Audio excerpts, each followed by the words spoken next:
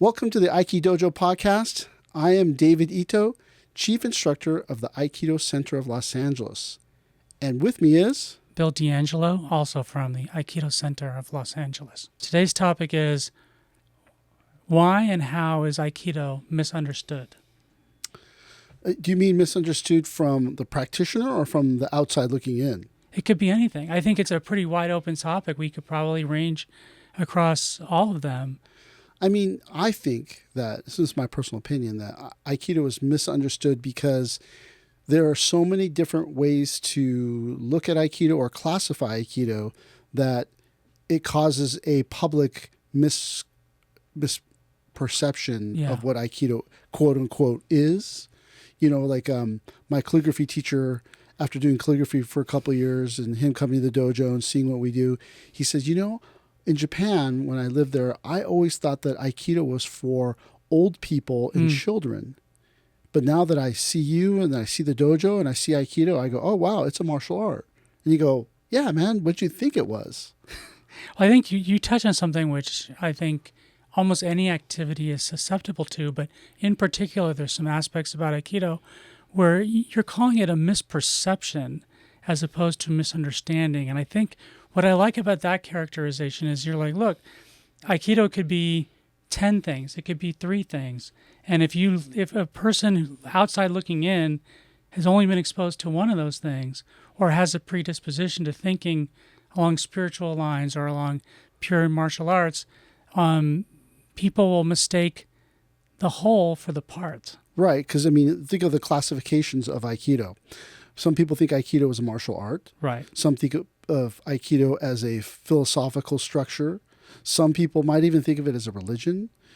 Some people just think of it as a discipline. Right. So any one of those things, it's, you know, like, let's say you look in on an Aikido school and they're doing it as a discipline, but you're thinking as a martial art, and you look at it and you go, oh, that's fake. Oh, that's not real. Oh, that's Aikido's weak. So you misunderstand what their intentions are. And this is a really good point. When I was preparing for today, I was looking at some video on different martial arts. And I think one of the things that we probably can talk about is how, and we've talked about the difference between jutsu and do, but it seems to me that there can be some misunderstandings about what a do practice is. So I was watching this video, wish I could find it, and it was a Kyoto practitioner was doing a compare and contrast with Western competitive archery and Kyoto. And I thought it was really interesting. He's like, look, like, you know, on the one hand, you've got it's designed for practice. There's certain types of training. The point of competitive archery is to get the bullseye or as close to the bullseye as possible. And I'm not a Kyoto expert. You mean Kyudo? Kyudo. Yes. So Japanese archery, traditional archery, as the do, has different goals in a sense than competitive sports archery. Well, that's jutsu and do. Like, jutsu can be thought of as sport, and do is a philosophy, lifestyle, way of living your life. Right. Right. And so when you think about, like, if your goal is to hit the target in the bullseye every time, that's never going to happen every time. Right. Right. But, like, you're trying to cultivate every aspect of the pulling the bow back, you know, not knocking the arrow, pulling the bow back, and then letting the arrow go, right? And like all those things up to that point, you know, make it Kyudo. But when you think about, like, you know, if I'm a competitive archer, or I do archery in my backyard, and I'm really just concerned with hitting the bullseye, and I watch Kyudo and I think, oh my God, what is this? Right? You misunderstand it. Right. I think this is the perfect example, without talking about Aikido, that explains the misunderstanding with Aikido. That we don't realize, like, the other thing I was thinking is, like, you could also have archery. I'm not an archer for hunting, but I know a lot of people that they want to make the hunting experience more fair for the animal, or they want to develop their skill to a higher level. So they won't use a weapon, they'll use archery. But again, it's archery with a very, very specific goal. Whereas it seems to me that one of the things that Aikido benefits from as a do is it can be many things, as you said in the beginning. You can be all those things inside that practice. Well, I mean, if we take apart each one of those things, right? Aikido as a martial art, right? It finds its origins in Daitoryu Aiki Jiu-Jitsu, Right. right? And it has all these, it formerly had all these lethal techniques, and so it's on a certain level of martial art. If you go to the philosophical structure, which, Sensei talks about this idea of like masakatsu, agatsu, katsa hayabi, where, the victory is, the only true victory is the victory of yourself. So it becomes that is more of a do, right? You think about some people, which Aikido is not a religion, but some people believe it's like a pseudo religion, right? And then, I mean, that in itself is kind of a very slippery slope that someone's going to go on, and then they're going to find themselves coming up short because it is not a religion. Right. Although back in the day, it was a big thing in Aikido practice for early Western practitioners that were very religious and felt that the whole bowing structure of Japanese martial arts was quasi-religious. I don't think any of us thought it actually was, but at that time it was quasi-religious, right? Yeah. So then, and you think about it today as a discipline, right? That kind of encompasses the whole thing. I mean, for me, for my entire, I've been doing Aikido for 34 years. Most of my time, I thought Aikido was a martial art. Mm-hmm. But then now that I am older, I go, it is a discipline, and a discipline which can encompass all those things, martial arts, philosophical, and all these different things.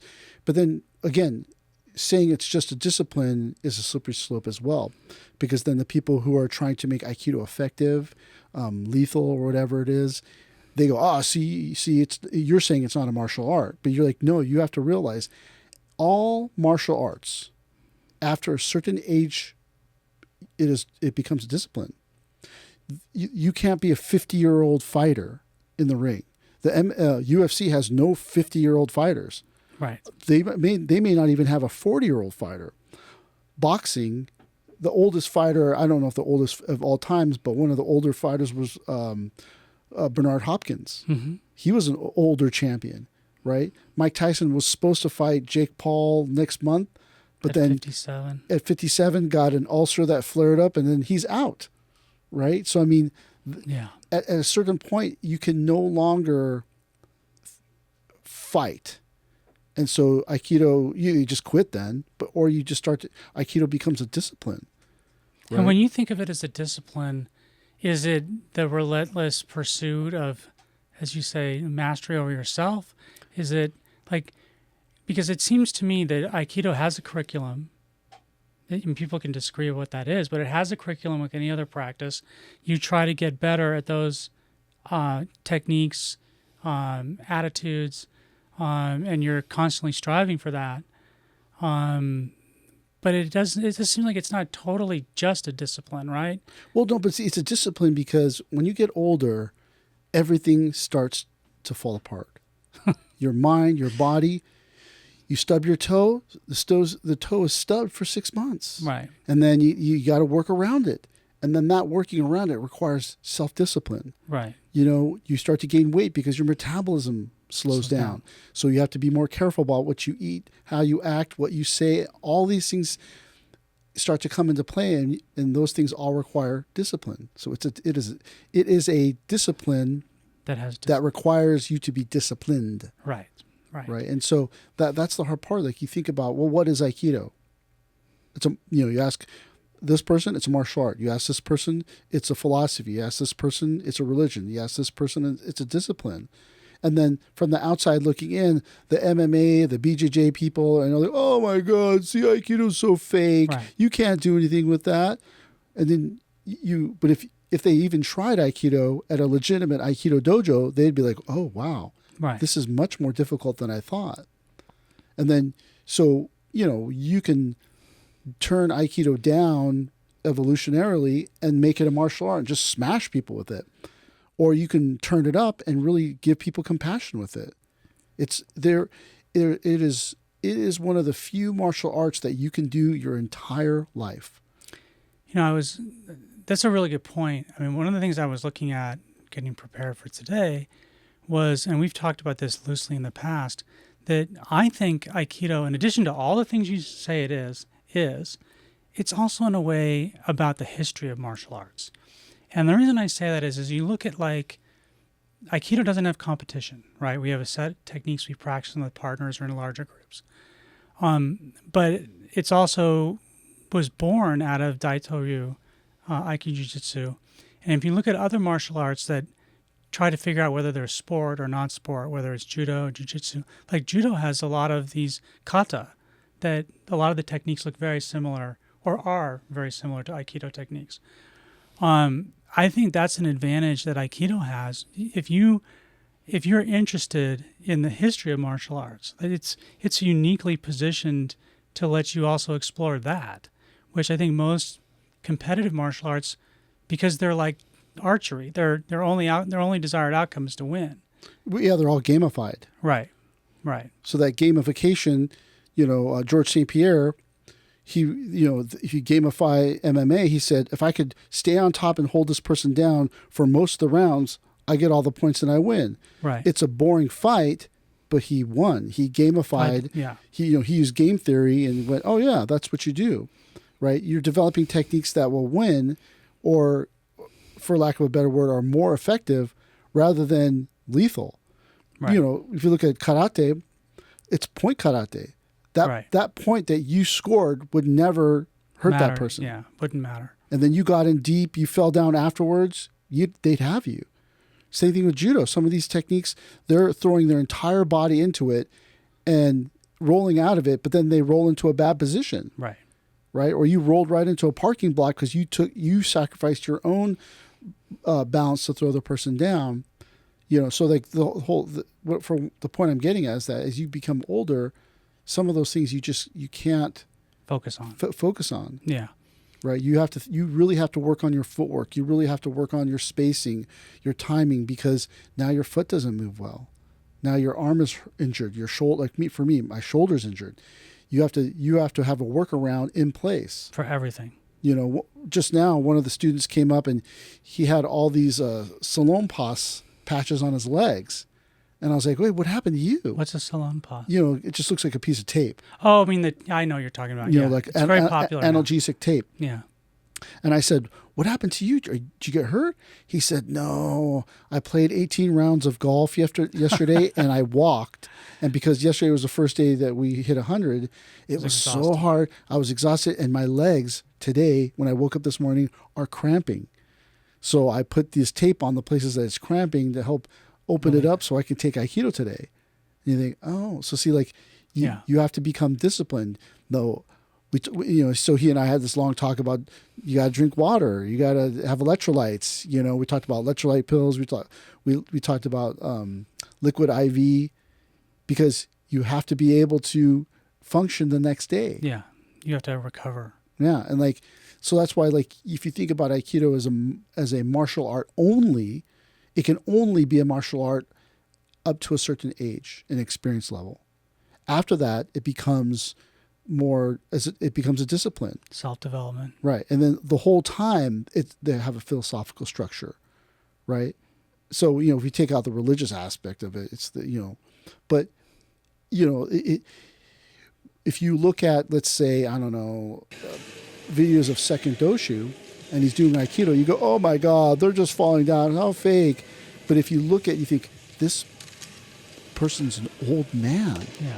And look at how he moves as an old man. You look at Fuyu Sensei and you go, oh my God, he's so fat. What is a fat person going to do?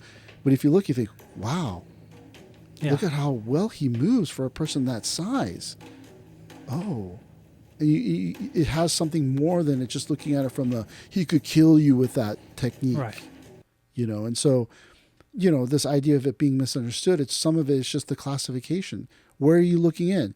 You want to look in as Aikido as a martial art, you have to look into an Aikido as a martial art dojo. If you want to look at Aikido as a philosophical thing, you have to look into a dojo that's philosophical. If you want to look at Aikido as a discipline, you have to look at a dojo, it's a discipline. And then you will see what you're looking for. Right. Well, that sort of raises another topic, which I was thinking about today, which is not only, so the martial art can be misunderstood because it can fall under so many different categories of an activity. But as a teacher, don't you find sometimes when you're teaching that people misunderstand a particular technique, or that particular technique has a real philosophical component to it? Well, yeah, I mean, Tenkan, Tai no Henko, or whatever people call it. We call it Tenkan, but Tenkan, Tai no Henko, people misunderstand that. So when you first start, you're like, what is this? Right. It doesn't make any sense. Yeah. What am I doing? Just standing there with my arms, my hands like that? This makes no sense. Right. But then later on, as you realize that is the method that you use to get bring your conscious mind down into your subconscious. That's where you learn to calm down. That's where you learn to move your body as a whole. So it has all these components to it that martial is not even the biggest part of it. To do it correctly takes a long time.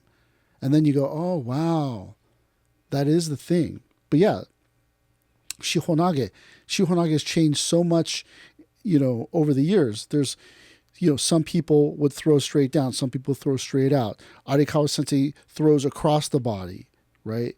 And then you think each one of those is trying to elicit a certain response. Right. Drilling the person straight down is supposed to make them hit their head. Throwing them out is supposed to make them hit their head. Arikawa Sensei style, he cuts across the body and throws the person down, makes them hit their head and their back. Right. Right. But then if you look at Shihonage, you go, why would someone turn like that? And then who's the person who's misunderstanding the Aikido techniques? The person who's been doing it for 30 years? No, it's the person who doesn't do any type of martial art. Outside looking in. Barely on the outside looking in. Like a person who has no physical fitness at all, watches it and goes, oh my God, look at this. You think, do you even do martial arts to understand this? I think one of the things that I know, I'm very early on, like decades ago when I first started taking it, you look at a class and it's deceptive. Like it looks like, oh yeah, no problem. I can do it. So two things, like I can do it. And then you go out to do it and you're like, wait, my foot's not following my shoulder, my hip's not following my head. And you're like, crap. Like it looks deceptively simple much of the time. Right. Not all the time, but much of the time. And then you go try to do it and you're like, oh my God. Yeah, you're all left feet, all thumbs. So what do you think it is about Aikido that it appears so clear and simple? Is it just that we're not trained? No, it just looks like a person's moving from A to B. Right. So the person moved in, I could do that. And then you try to move in, you're like, and then you realize that you do not know how to use your body. Right. Aikido is a language of the human body that you learn. When you learn Aikido, you learn how to use your body.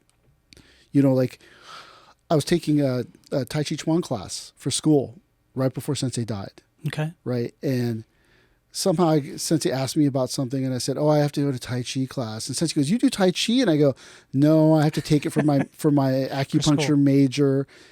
And then Sensei and I started talking about it, and I told him how, like, when I show up, all the students, I show up early, all the students ask me, hey, show me what we did last week. And I go, okay. And then I start showing them. And then the teacher showed up and goes, what are you doing? And I go, I don't know. And at the very end, not at the very end of the class, like right before the end of the class, we were doing Tai Chi. And then he goes, someone said, you're really good. Did you do Tai Chi before? And I said, no, actually, I'm a martial artist. Right. And then the teacher goes, I knew it. What martial art did you do? And I said, I do Aikido. And he goes, I knew it. Who's your teacher? And I said, Reverend Kensho Furuya. He goes, I know Furuya Sensei. Wow. I knew you knew like a martial art. No one moves their body like that straight out of the box. And I'm like, yeah. So, I mean, you supposedly, when you learn Aikido, you learn how to move your body in a efficient, effective way. Right. Right. Your hands just don't flail about. Your feet move with your center, and all these different things that you wouldn't learn doing tennis. Right. You wouldn't learn doing football. You might learn the karate, you might learn it in kendo, but Aikido is different because in Aikido, which is different than judo, there's a lot of tewaza. Right. And there's a lot of manipulation of the hand.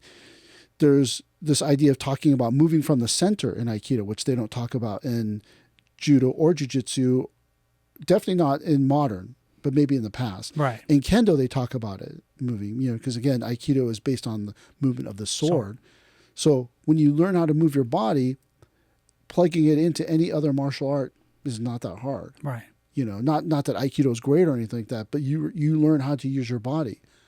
I remember that in my kinesiology major, we had to take this soccer class, and there was this dude in there that was like a semi-professional soccer player. Yeah. And like, he was kind of a jerk. And so I'm running upfield toward him, and he's got the ball, and he's like doing all this stuff. And then I just stole the ball. And then afterwards he goes, "How did you steal that ball from me? Do you play soccer?" And I go, "No." He's like, "How'd you steal it?" I go, "I just watched your hips. I watched your hips."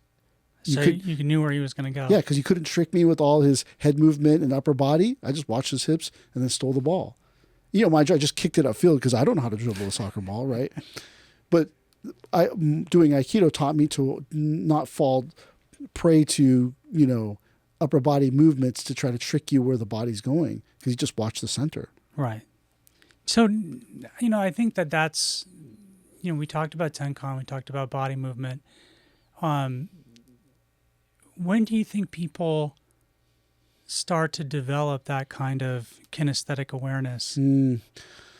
I would have to say, Watanabe Shihan has this thing that he always tells people. He goes, "Oh, your Aikido's starting to look like Aikido," right? When your Aikido starts to look like Aikido is right around third or second kyu. Yeah. I'm not saying that it's effective. We're not saying that you're good. It just starts to look like Aikido. Like 3 years. Yeah. So, but I mean, the hard part for me is that I got my black belt in less, like 3.5 years. Yeah. Right. So by the time 3.5 years hit for me, I was already a black belt, but like your body starts to move in a super efficient manner. In Aikido, we always keep our elbow down. We never let our elbows rise up. That's why when I watch people do Aikido today, I'm like, you got to keep your elbow down. That's how you create kokyu. Right. Kokyu doesn't happen when your elbow's up. It can happen when your elbow's up like this, but your elbows in Aikido always stay down. And that they say that they stay down to protect your waki, your inside armpits, where if someone stabbed you or punched you, you're vulnerable. But if you look at people today, you go, "Oh, yeah, you don't do that." Right. And then that's where, again, it becomes misunderstood. So there's also, when you're talking about like proper positioning, but also doesn't Aikido face another level of misunderstanding, which is if you're only watching Aikido on the internet and people are doing demonstrations at events, there's a certain type of Aikido that's being practiced. Then if you come to class, you might see a different kind of demonstration. And then if you're a practitioner, you might have a whole nother type of practice.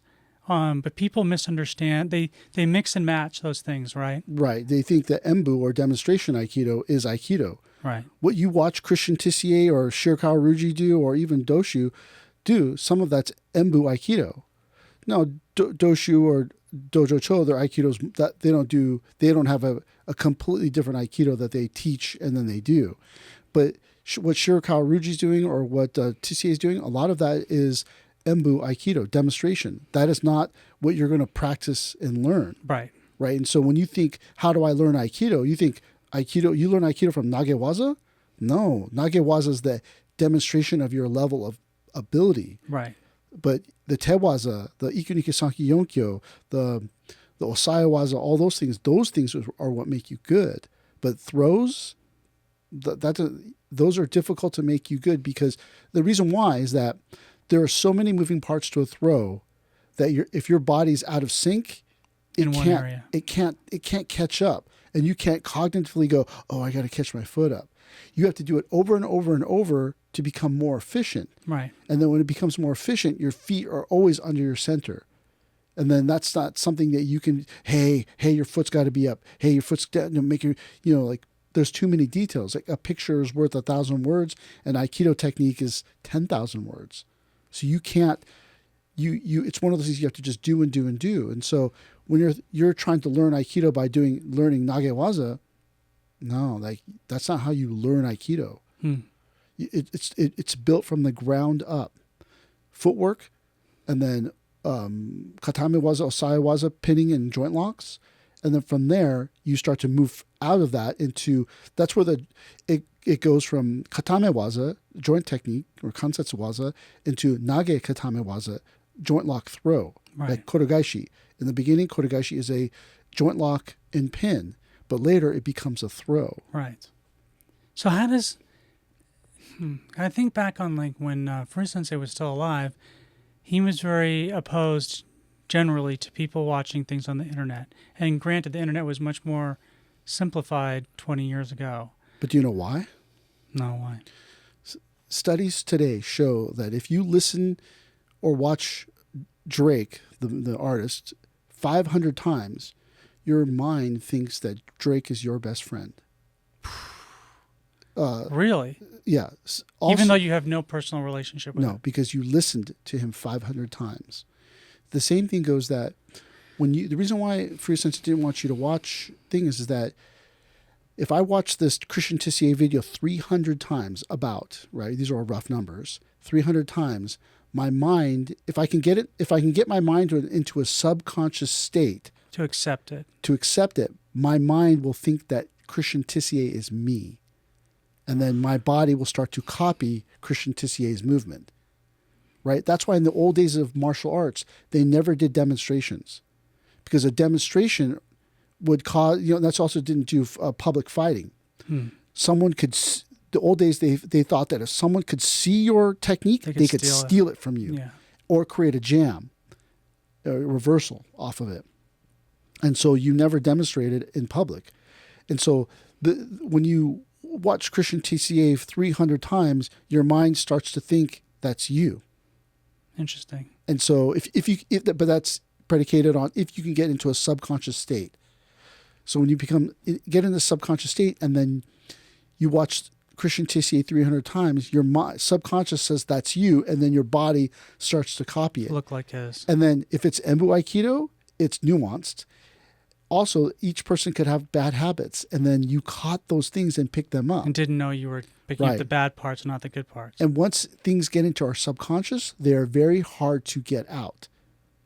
Like right now, I'm trying to change my forward roll because my shoulder is so damaged, I can't roll. Off your I can't roll in the usual way in like this round movement. So I'm changing it to go over my head more. Man, it's hard to change it like that. And if I fall incorrectly on my shoulder, it hurts. Well, not that it hurts. My shoulder is jacked up for 3 months. And then you go, just on one roll. So, but to change my subconscious, because remember, I've rolled in 34 years thousands a certain way, hundreds of thousands of times. Right. Right. So you think, got to change that thing. But that's part of your training as a discipline to change your technique a really small detail because you have that ability. Right. So the whole point is that when you start watching these videos, you might accidentally pick up a bad habit. Like I always tell the story about my buddy was doing Shotokan karate. So he said, you got to come to my tournament. He's a brown belt. You got to come to my tournament, see me fight. Okay. So I show up. My buddy's like 6 feet tall. He's a brown belt. And he's fighting this white belt that's much shorter. He can't do anything to this white belt. So he starts like turning his head and turning his fist like a windmill to taunt him. And then the guy hits him and gets a point. He gets all mad and punches the guy in the face and gets disqualified for the entire tournament. Afterwards, he comes up and I go, dude, what was that? He goes, I couldn't get through on this guy. I didn't know what to do. And I remember that one of my seniors does this thing where to trick us. And so I thought I would do that. And then I didn't know what I was doing. And I got hit. And then I got mad and I got punched in the face and I got disqualified. But see, he saw something that his subconscious picked up. Right. And then in a pinch, it did it. And then not only did he lose the match, he got mad, lost his temper, punched the guy in the face and lost it and got kicked out of the tournament.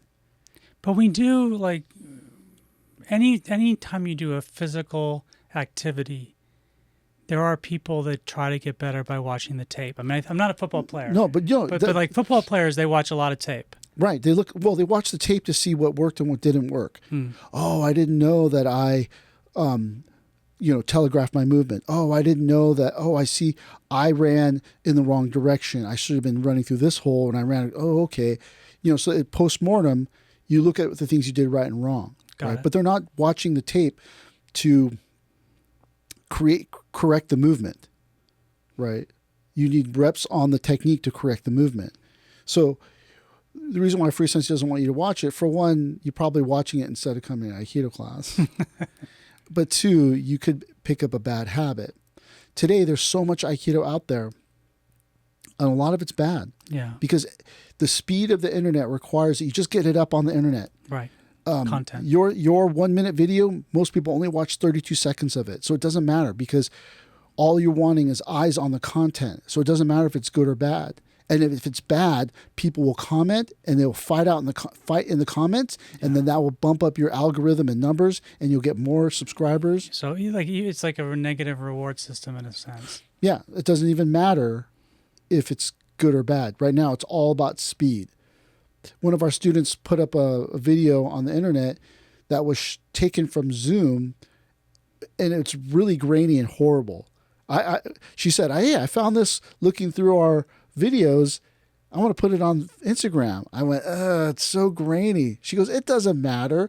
Dude, it got like 1,000 views in a day or something like that." And I was like, it's all me, of course. So I'm embarrassed. Like, the video quality is so poor. Why did you put that up? But she was like, "It's awesome. I love it." And I'm all, okay.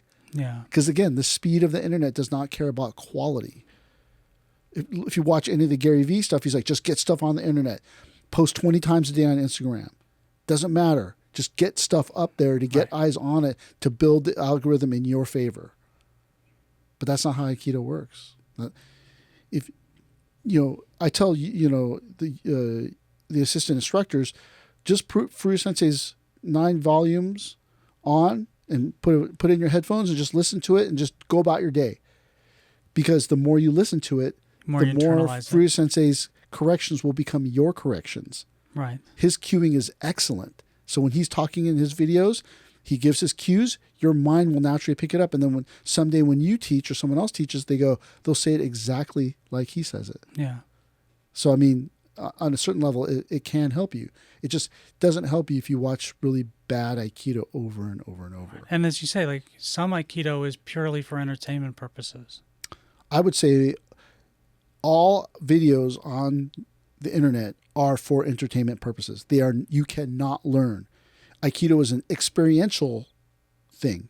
You must experience it with your body. There's no way I can tell you or nothing you could watch which would make you understand how to move your center. You must learn to move your center by moving your center. Right. But I mean, trying to understand misconceptions, misinterpretations, improper ways of looking at Aikido. It's just really trying to understand what are people really looking for.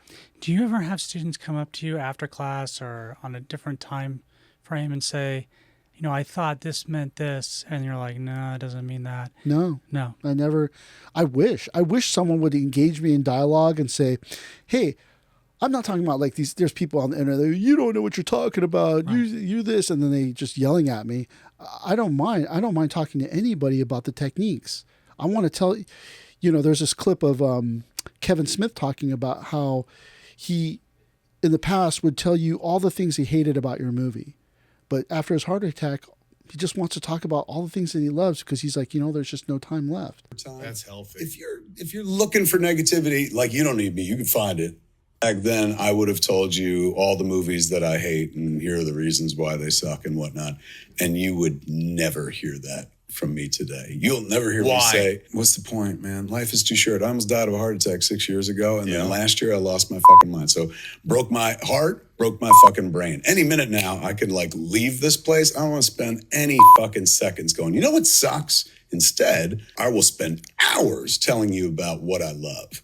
That's a better use of my time, your time. That's healthy. If you're looking for negativity, you don't need me, you can find it. And I totally get that. I would love for people to say, explain to me why Aikido isn't fake. Let's have a dialogue about it. Let's talk about it. Right. I would love for someone to say, explain to me how the Aikido techniques work. And we could talk for hours about this is the mechanism of how this technique works. Think about it from this standpoint. And then that person would go, wow, I never thought Aikido was like that. But instead, most people are like, Aikido sucks. Kill yourself. Aikido's fake. And you're like, what did I do to you? Right. But like, that's But that is, the internet culture is very negative, it seems to me. It's very critical. Maybe it's not that it's critical. It's that you have learned, or not you, but people have learned that the way to get attention the fastest conflict. is to create this conflict and, get people to get mad at you. And then, I am relevant, right? Because, if you're a smart person, nothing is really, what is Hamlet and Shakespeare, nothing is right or wrong, but thinking makes it so. Absolutely. Right? Very but famous quote. You think, it sucks. What about it sucks? Why do you think it sucks? Oh, well, it's fake. In what way? And then I do Kotegaeshi and you go, it's not fake. Right? But then I go, well, do you do martial arts? No, I don't even do martial arts. Right. I don't even do anything physical. But yet here you are saying, it sucks. It's fake. Like there's this hike. This is like maybe six Dan Aikido teacher on the internet that I'm friends with, only on the internet. This person started going off on me about something in one of my videos. And when I looked, and the person, that was his father-in-law is a high-level Aikido teacher. And I'm like, you're saying this, and then your father-in-law? Why don't you go talk to your father-in-law about this? Right? But like, that's just the thing. You're just yelling on the internet so that people will look at you. Why? Because you're sad inside or you're lonely, so you want people to fight it out, and then you could write some stuff. I would say 99% of the time, I never answer negative comments, negative criticisms. It's just not worth my time. Yeah. But if someone says, thank you so much, or I really appreciate it, or they comment on the video in a positive way, I'll comment and I'll dialogue them. But I almost 99% of the time will not engage someone on the internet. It's a waste of my time. It's a waste of their time. You don't like chocolate chip cookies? There's no sense in me going, no, you're great. I'm serious. Believe me. Right. It's sweet. Please believe me. I go, you're lost, buddy. These are delicious. I wish I could find the quote, but there's a quote of Keanu Reeves where he says, at my age, I don't argue with people. If you want to say 1 + 1 = 5, have at it. Yeah. And I was like, it's pretty, he's obviously a very successful guy. He doesn't need to argue with anyone about his legacy. But people still argue about legacy. They argue about meaning. I just thought it was great. He's like, look, if you want to live in that universe, go for it. But I'm not gonna enter into the arena with you on nonsensical stuff. But that's that thing is that why is Aikido misunderstood? It's misunderstood because you don't really want to understand. There's that. But I also think that, being a Westerner, fully educated in the Western system, I think that a lot of people don't understand what kata is. And so you look at something, you're like, this is a prearranged way of learning it. But I was never a good runner, but I ran track. And there were these exercises you would do, like skipping and hopping and all these things that like taught your body awareness and how to move. But if you looked at it, you're like, what? Why am I skipping up and down? It makes no sense. Yeah. But the coach knew, like, if you learn to skip really well, you can elevate your knees, you can get your feet off the ground. But like, I remember I was like 13 when I first started doing this. I'm like, this is silly. This is stupid. Yeah, and then you think, shadow boxing? Oh man, why would you do that? Why would you just box somebody? Right. No, you shadow box to develop technique, conditioning, all these different things. But that's the thing is like, you were talking the other day about, this idea of understanding and misunderstanding. My sense of what this is that if you and I are speaking like we are right now, and I say something like, this table is hard, or this table is real, in my mind, I probably have a meaning behind that sentence. But you might come from a totally different background, hear that sentence and say, like it's hard, it's physically hard, it's mentally hard, whatever it is, but you're going to have a different interpretation. And I think what happens is that people are talking past each other over, what the subtext of the meaning is. And I think in Aikido, I think very much like, as I'm a student, but I remember all the other disciplines I've done, the teachers usually know more than you, and they know how to do it. They know how to teach it in a way that it's not a hack, but it's efficient.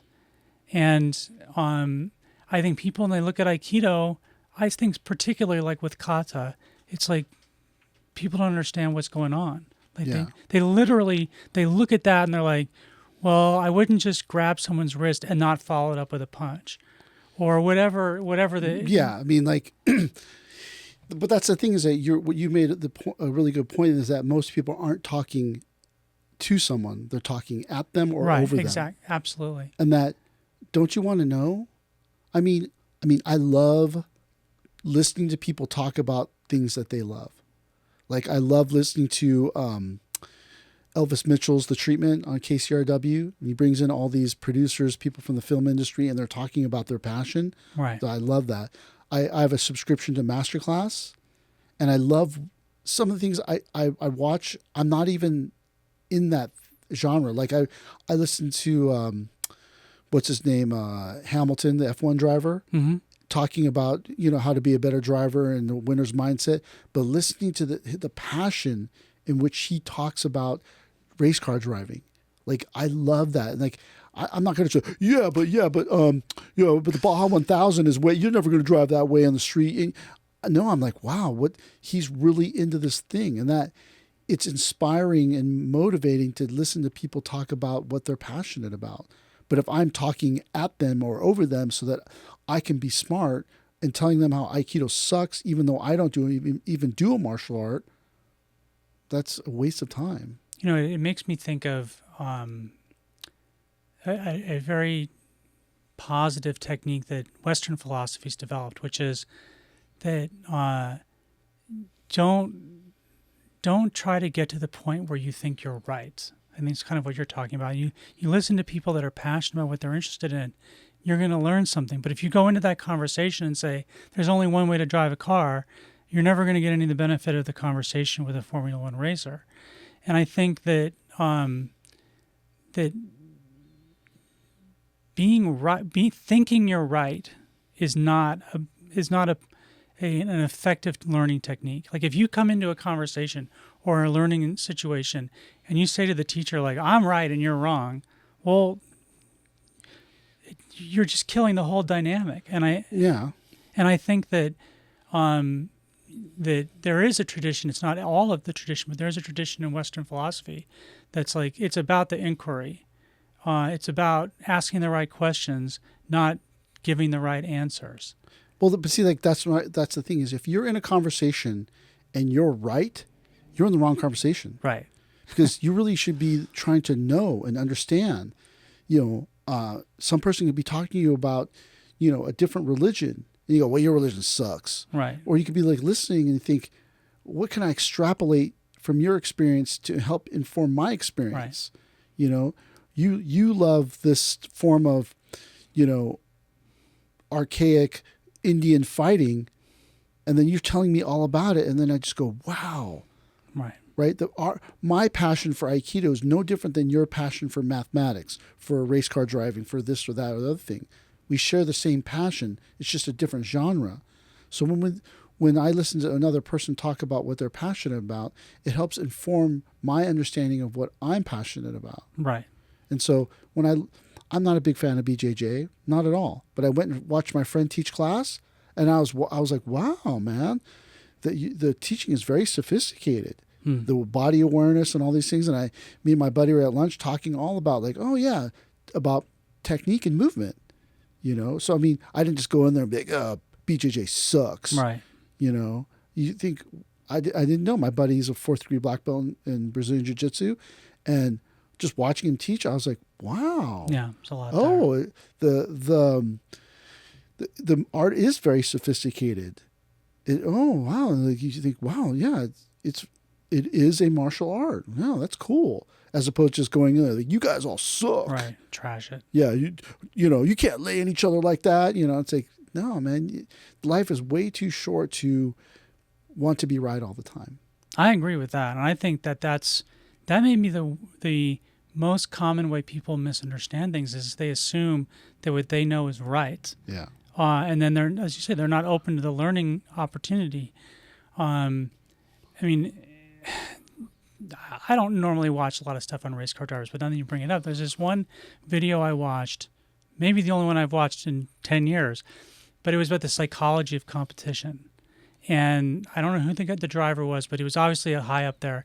And he shows a video of him passing a car in front of him and the technique you needed to. And he said, you know what, it wasn't how I turned the wheel or when I hit the gas or all this.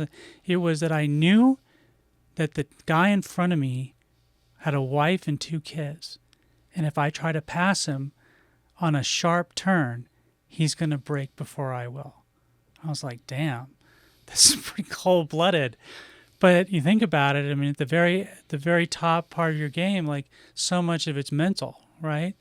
And he wasn't saying that he was right or wrong or the other driver was lesser, but just like getting that sense of how critical your focus and your mentality can be.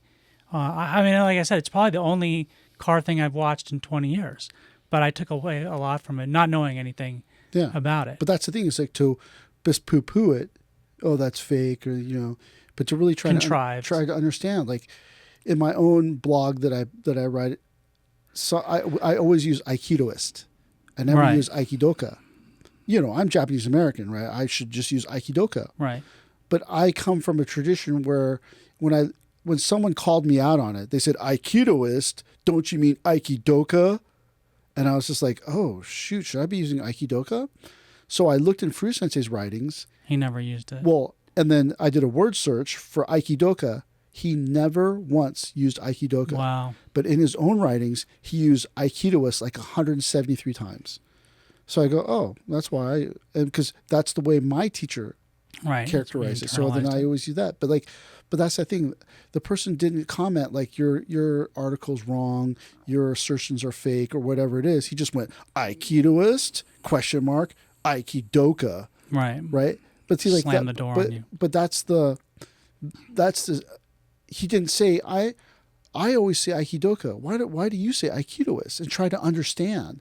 And then I go, oh, well, I looked it up. My own teacher never. And that person can go, oh, very interesting, But instead, you just go, you just trash it. So there was no desire for that person to understand. It was only for that person to be right. To win. I'm Japanese American, right? That person's not even Japanese. Right. That person's a Westerner, a Caucasian person, telling me as a Japanese American that I should be talking a certain way. Right. And so, like, you just go, what a fool. Because he really could ask me, like, well, why do you say it like that? Right. And what does it mean? That informs his own understanding of the English language, because I don't think he's an English-speaking person. And then you go, oh, that's very interesting. In the old days, they didn't call them gunfighters. They called them shootists. Really? Yeah. The Shootists Bible. No, I'm not familiar with that. The old days, they have all these things about guns. They called it the Shootists Bible, right?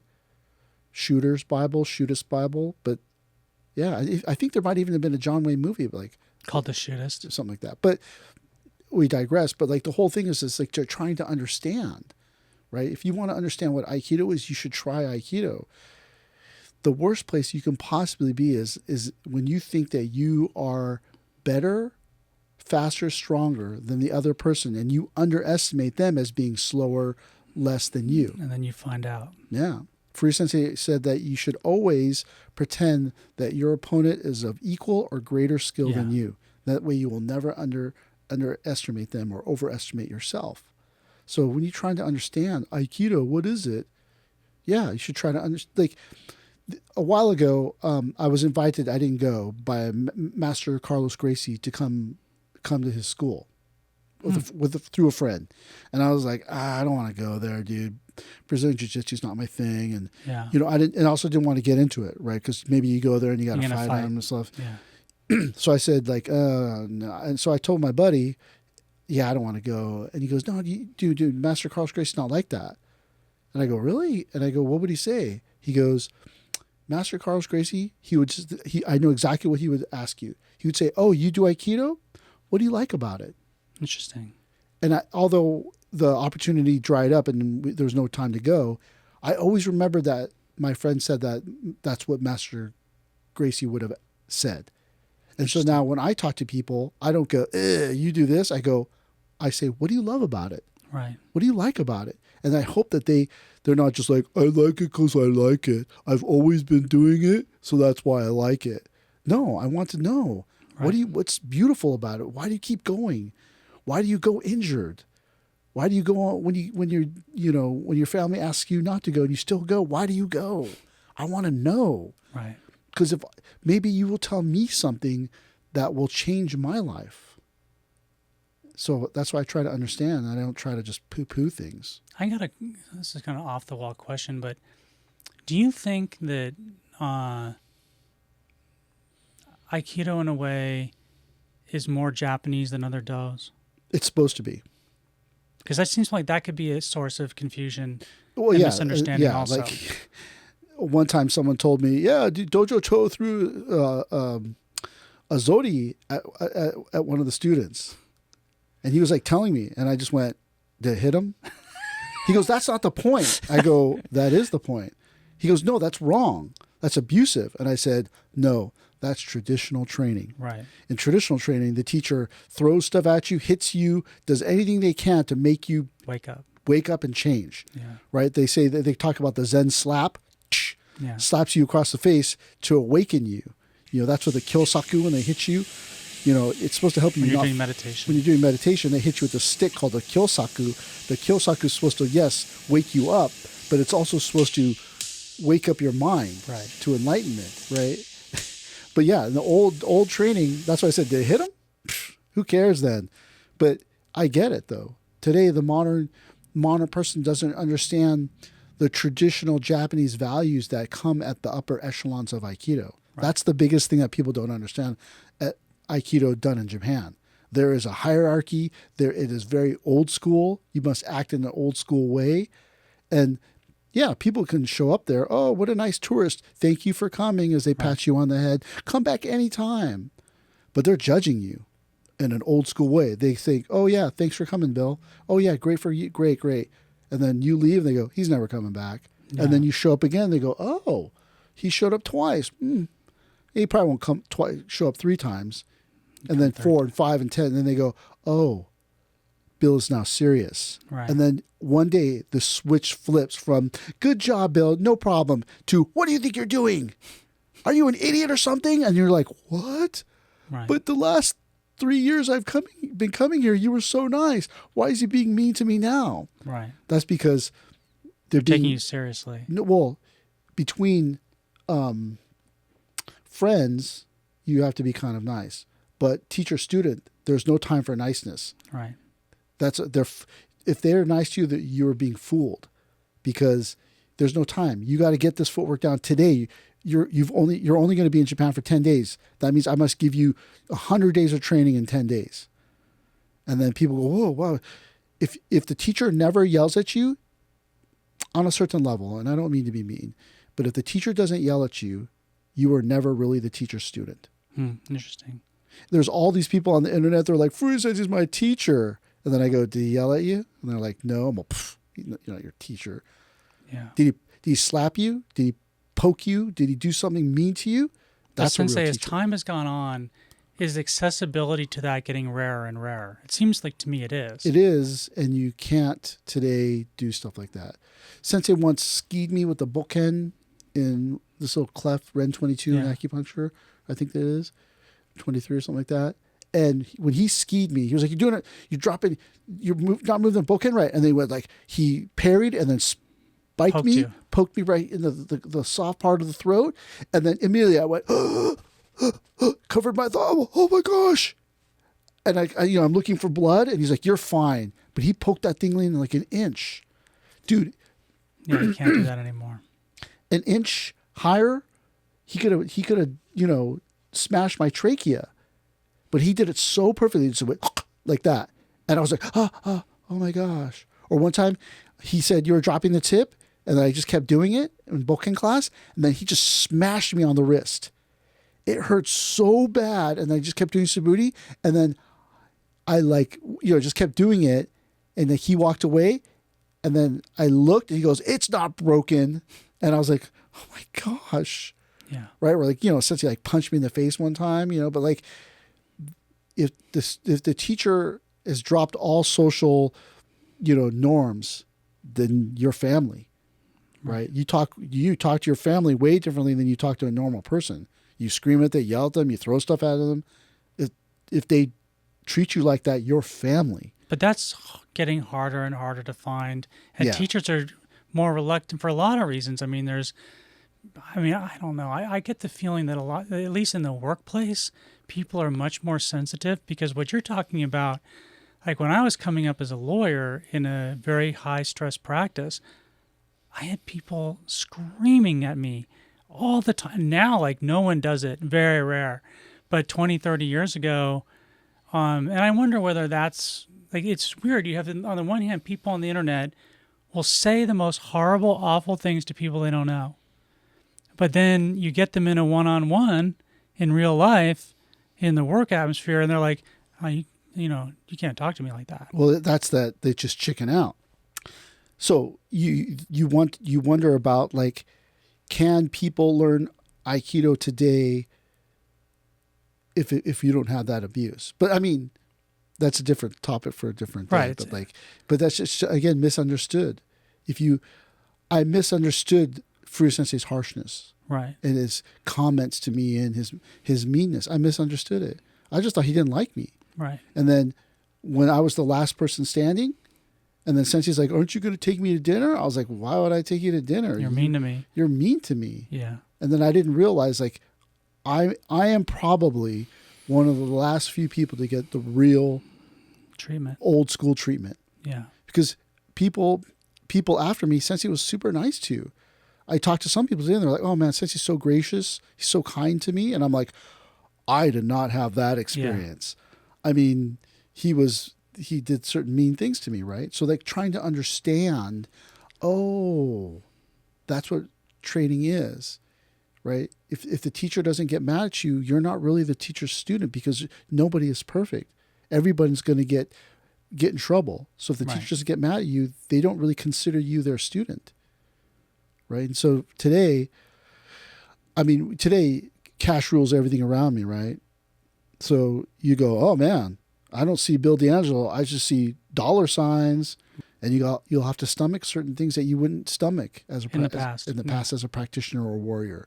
That as a teacher, you have to go, they don't understand, and you have to have patience. Yeah. I mean, I've never been in the military, but I mean, from talking to people that were, like, that formative experience of boot camp where you get harassed in a sense, and it's all a method though, right? I mean, it's not so much, from my understanding, they don't do it as much unless you're in the Marine Corps. But that was a method of getting you to change the way you think about something. Not only just getting you to change, but desensitizing you to loud noises being yelled at, that you can now function in combat. But it's like the speed of today, right? Like, how many people are going to become Aikido teachers? How many people are going to live their entire their entire lives as an Aikidoist? Very few. They go, oh, yeah, I did it for a couple of years. But it's always been that way. One time I went with Yoshida Sensei to this Okinawan restaurant in Honolulu. And, we're eating, and then the guy behind the sushi bar, he asked us, saw our Aikido shirts, and he goes, oh, when Sensei came here, and, whatever year it was. 69. No, before 69, when Sensei came here, I took his class. Wow. And we were like, oh, tell us more. He goes, I was just a stupid little kid, 13 years old. Yeah, I only did it because someone made me. And I never did Aikido after that. And you're like, but you had the opportunity. Yeah. And then he said, yeah, Sensei Sensei threw me. It was pretty magical. But then it's like, whatever, right? So, I mean, like, not everyone is going to do Aikido their whole lives. Not everyone does Aikido as a martial art, right? So if you don't do Aikido as a martial art, and there is one category I left out, Aikido as exercise, right? If Aikido is just exercise to you, why does it matter if your hand is in the right place or not? You're getting your cardio in. You're fine, right? So if you look in on a class and everyone's just getting their cardio in, you'll misunderstand it. Right. Right. If you're looking for martial art and you come in and everyone's doing key exercises, you'll misunderstand it. We really hit on how Aikido has multiple dimensions to it. And that if you pick only one dimension, you're blind to the other ones. And you could say you're misunderstanding. But I think that, from this conversation, I take that Aikido is a complex practice that not only is it misunderstood, but if you can understand the other aspects, it's an even greater practice, right? Well, the thing is that from the inside, you have to realize Aikido is a journey. It can start as exercise or as a martial art, but then as you progress, it must become a discipline, or it just becomes a discipline. Right. Right. From the outside looking in, you have to try to ask yourself, if people love it, why do they love it? Right. Why do you do it? Oh, it's because that's the only martial art you could do because you're too weak for boxing or BJJ. No, it's try to understand. You want to understand, why do these people do this? And then you get a taste of a real teacher and you're like, holy smokes. Right. That's incredible. Right. But that's the hard part, is that Aikido is for everyone. If you want it to be a martial art, a form of exercise, a philosophical structure, or a discipline, there's all these ways to look at it. Right. Well, I think that's a really good place to stop. Yeah. So thank you for watching or listening. Don't forget to like or subscribe. Thank you very much. Thank you.